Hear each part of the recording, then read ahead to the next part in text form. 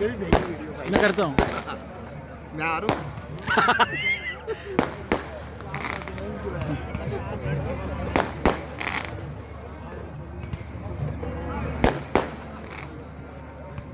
अभी वहीं जाना है।